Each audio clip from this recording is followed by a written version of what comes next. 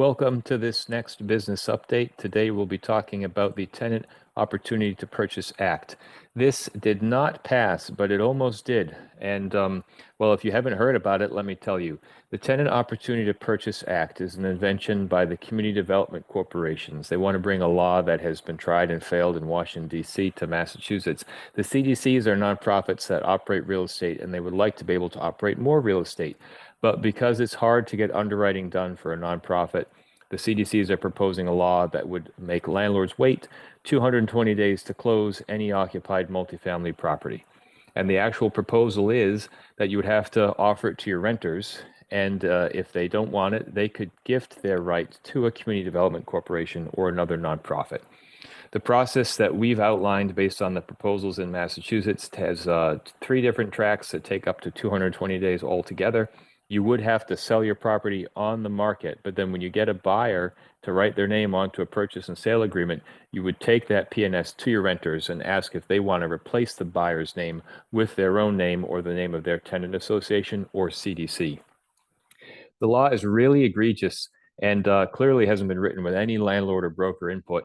As a matter of fact, it even calls for small amounts of demolition. We're not exaggerating, but it allows the renters to destroy your property while they decide if they want to buy it. I think the intent is to look for lead and asbestos, but that's not spelled out at all. It's just demolition.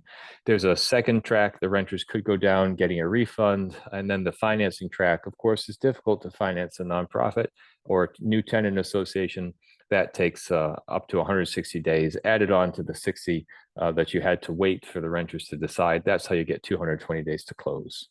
This was proposed. It's been proposed in Massachusetts before, and most recently, at the end of July, it was added on to the Economic Development Bill, which normally is a sure thing in Massachusetts.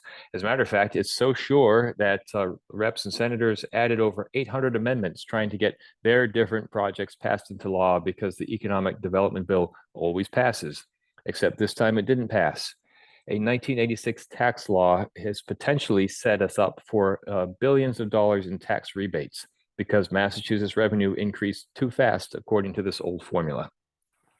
Now, the CDCs really want this Topa bill, so it will come back, but we're going to continue to oppose it. And we're going to continue to take the heat for landlords. One CDC actually reached out to me and called me a vulture to my face, which is why the banker and tradesman op-ed that we published just on August 7th says vulture season in Massachusetts is closed for now. Topa is stopped. We don't have to deal with the 220-day to close bill, but it will be back and we'll be here to oppose it. If you want more information, you can follow online. We've got two QR codes for you. We've got this Topa page that has the infographic with the 220 days to close, and then there's the banker and tradesman article.